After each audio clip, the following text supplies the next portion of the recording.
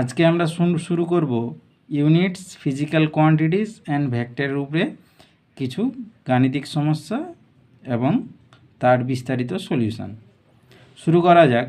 প্রথম প্রবলেম হচ্ছে আইনস্টাইনের বিখ্যাত সমীকরণ E=m×c² দ্বারা একটি বস্তুর স্থির তড়িৎ রেস্ট এনার্জি নির্ণয় করা যায়, যেখানে m সমান বস্তুর ভর, c সমান শূন্যস্থানে আলোর বেগ।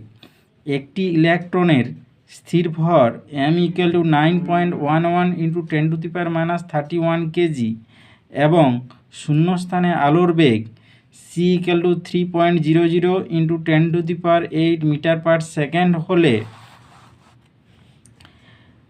ইলেকট্রনের স্থির শক্তি নির্ণয় করো। উত্তরটি তিনটি সিগনিফিক্যান্ট ফিগারসে প্রকাশ করো। অপশান এতে দেওয়া আছে 8.19 × 10⁻14 জুল, বিতে দেওয়া আছে 8.19 × 10⁻14 জুল। অপশান দুটো একই হয়ে গেছে। আমি এখানে লিখে দিতে পারি যে দ্বিতীয় অপশানটা 8.18, ঠিক আছে, 8.18 × 10⁻14 জুল।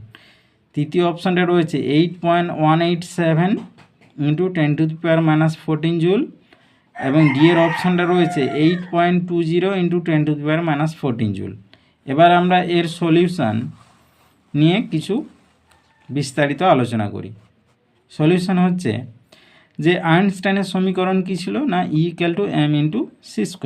এখানে m এর মানটা বসালাম, c এর মানটা বসালাম, দিয়ে প্রথমে আমরা c এর মানটা যেহেতু স্কোয়ার আছে স্কোয়ারটা করে নিলাম, এরপর দুটোকে গুণ করলাম। গুণ করে আমরা পেলাম 81.99 × 10⁻15। এবার দশমিকটাকে যদি বাম দিকে এক ঘর আনি তাহলে হবে 8.199 × 10⁻14। এখন আমাদের বলেছে 3 সিগনিফিক্যান্ট ফিগার্স নিতে হবে অ্যান্সারে। তাহলে 3 সিগনিফিক্যান্ট ফিগার যদি আমি নিই তাহলে আমাকে তিনটে সংখ্যা নিতে হচ্ছে। তিনটে সংখ্যা এখানে কত আছে, 8.19। এখন তিনটে সংখ্যার পরের যে সংখ্যাটা সেটা এখন কত আছে আমাকে দেখতে হবে রাউন্ডিং করতে গেলে। সেটা কত আছে না 5 বা 5-এর থেকে বড়। তাহলে 5 বা 5-এর থেকে যদি বড় হয় তাহলে আমাকে তৃতীয়তম সংখ্যাটা এক ঘর বেশি নিতে হবে। এক ঘর বেশি নিলে কত হবে, 9টা 10 হয়ে যাবে। 10টা হয়ে গেলে তাহলে অ্যান্সারটা হবে 8.20 × 10⁻14 জুল। এটা কোন অপশানে রয়েছে না, ডি অপশানে রয়েছে।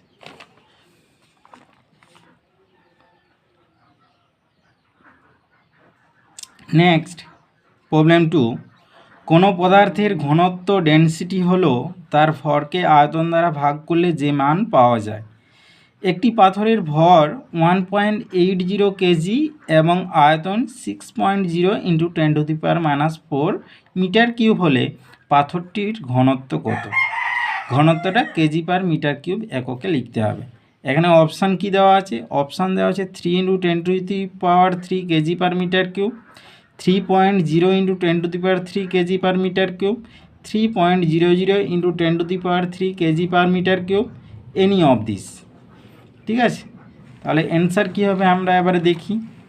অ্যান্সার আমরা সলিউশন করি প্রথমে, যে ডেনসিটি =মাস/ভলিউম। তাহলে ডেনসিটির জায়গায় বসালাম, ম্যাসের জায়গায় বসালাম, দিয়ে এটাকে দশমিকে আনলাম, দিয়ে ভাগ করলাম। ভাগ করে অ্যান্সার পেলাম 3.00 kg/m³। তাহলে এটা নিলাম 10⁻³ যেহেতু তিনটে শূন্য রয়েছে, তাহলে 3 × 10⁻³ দশমিকের পরে আমাকে কটা সংখ্যা নিতে হবে। যটা সংখ্যা নেব এখানে যটা সংখ্যা থাকবে তটা হচ্ছে কিন্তু সিগনিফিক্যান্ট ফিগারস। ভাগের ক্ষেত্রে মনে রাখবে যে সিগনিফিক্যান্ট ফিগার হচ্ছে কোনো সংখ্যা দুটো সংখ্যাতে তো ভাগ হয়, সেই সংখ্যার মধ্যে যেটা সব থেকে কম সংখ্যক সিগনিফিক্যান্ট ফিগার্স রয়েছে সেই ততগুলো সিগনিফিক্যান্ট ফিগার্সই অ্যান্সারে হবে। তাহলে এখানে সব থেকে কম সিগনিফিক্যান্স কত, 6.0, অর্থাৎ এখানে দুটো রয়েছে। তাহলে এখানে যদি দুটো থাকে তাহলে আমাকে দুটো সিগনিফিক্যান্ট ফিগার্স নিতে হবে, তাহলে 3.0 হবে। আমাকে এখানে সিগনিফিক্যান্ট ফিগার্সে দুটো সংখ্যা নিতে হলো, তাহলে অ্যান্সার হলো এই। এখানে নোটস মনে রাখবে তোমরা, গুণ বা ভাগ করার ফলাফলে যে সংখ্যাটিতে সবচেয়ে কম সিগনিফিক্যান্ট ফিগার্স আছে উত্তরও ততগুলো সিগনিফিক্যান্ট ফিগার্স রাখতে হবে। উদাহরণ, যে উদাহরণটা আমি দিয়েছি সেটা হচ্ছে rho equal to 1.80 divided by 6.0 into 10⁻⁴। এখানে দেখো 1.80তে সিগনিফিক্যান্ট ফিগার্স কত না 3, আর 6.0তে সিগনিফিক্যান্ট ফিগার্স কত 2। এখানে সব থেকে কম কত না 2। তাহলে আমাকে উত্তরে অবশ্যই দুটো সিগনিফিক্যান্ট ফিগার্স রাখতে হবে। আলোচনা করব প্রথম কোশ্চেনটা হচ্ছে m(l⁻⁻1 t⁻⁻2 মাত্রা কোন রাশির হতে পারে। এখানে অপশান দেওয়া আছে বল দ্বারা কৃতকার্য, রৈখিক ভরবেগ, চাপ, একক আয়তনে শক্তি। এখন উত্তর কি হতে পারে? উত্তর হতে পারে যে বল দ্বারা কৃতকার্য, না রৈখিক ভরবেগ, না চাপ, না একক আয়তনে শক্তি। তাহলে কোনটা হবে সেটা আমাদের জানতে গেলে যে আমাকে বের করতে হবে যে কোনটার মাত্রা কি। প্রথমে আসি চাপ। চাপ মানে হচ্ছে বল ডিভাইড বাই ক্ষেত্রফল। তাহলে বলের মাত্রা কি ml(t⁻⁻2) আর ক্ষেত্রফলের মাত্রা হচ্ছে l²। তাহলে এটা হলো ml(1 t⁻²), অর্থাৎ চাপের মাত্রার সঙ্গে আমার প্রদত্ত মাত্রাটা কিন্তু মিলে যাচ্ছে। আবার একক আয়তনে শক্তি মানে কি শক্তি বাই আয়তন। শক্তির মাত্রাটা কৃতকার্যের মাত্রার সঙ্গে সমান হয়। তাহলে কৃতকার্যের মাত্রাটা হচ্ছে ml² t⁻², আর আয়তন হচ্ছে l³। তাহলে এটা হচ্ছে ml⁻²। তাহলে এটাও কিন্তু একক আয়তনের শক্তিটাও কিন্তু আমার উত্তরের সঙ্গে মিলে যাচ্ছে।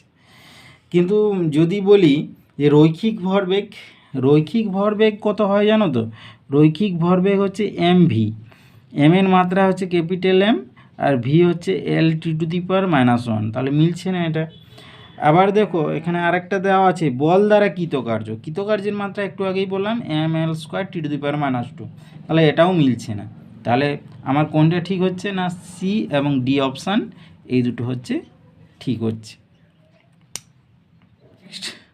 অবজেক্টিভ 2 নম্বরের কোশ্চেন, সঠিক বিবৃতিগুলি নির্বাচন করো। মাত্রাগতভাবে সঠিক একটি সমীকরণ সঠিক হতে পারে, মাত্রাগতভাবে সঠিক একটি সমীকরণ ভুল হতে পারে, মাত্রাগতভাবে ভুল একটি সমীকরণ সঠিক হতে পারে, মাত্রাগতভাবে ভুল একটি সমীকরণ ভুল হতে পারে।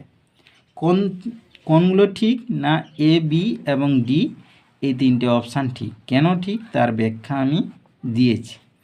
না প্রথম দাগের কোশ্চেনটা কেন ঠিক না কোনো সমীকরণ মাত্রাগতভাবে সঠিক হলে সেটি সঠিক সমীকরণ হতে পারে। ঠিক আছে, একটি সমীকরণ যদি সঠিক সমীকরণ হয় তাহলে তাকে মাত্রাগতভাবে সঠিক হতেই হবে। কিন্তু মাত্রাগতভাবে সঠিক হলেও একটি সমীকরণ কিন্তু সঠিক নাও হতে পারে।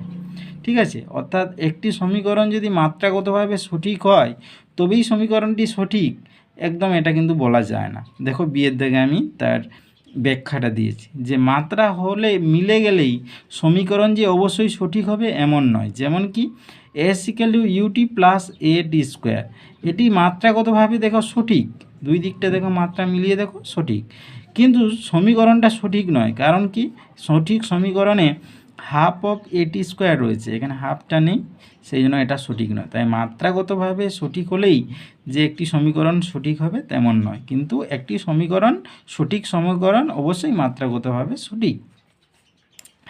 এরপর হচ্ছে যে সি এর দিকের অপশানটা দেখো ভুল রয়েছে। কেন না কোনো সঠিক ভৌত সমীকরণ কখনো মাত্রাগতভাবে ভুল হতে পারে না।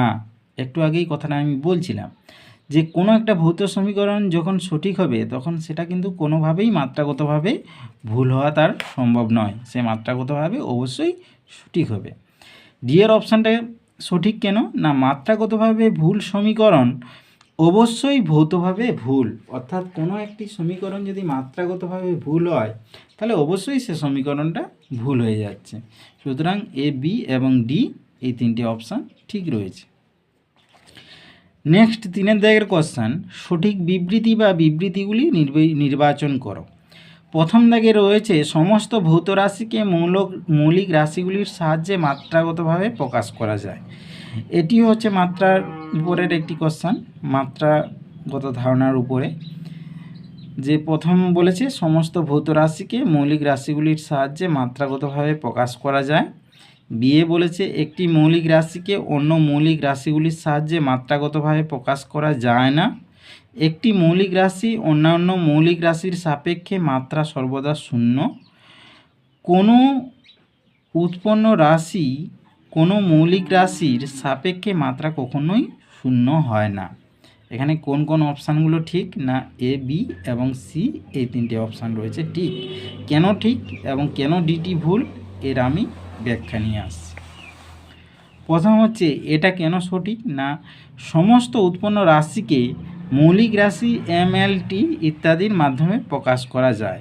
আমরা জানি 7টি মৌলিক রাশি রয়েছে না, তাদের মাত্রা দিয়েই সমস্ত মৌলিক রাশির মাত্রাকে আমরা প্রকাশ করি। বিটা কেন সঠিক না, মৌলিক রাশিগুলি স্বাধীন, তাই এটি মৌলিক রাশিকে অন্য মৌলিক রাশির মাধ্যমে প্রকাশ করা যায় না।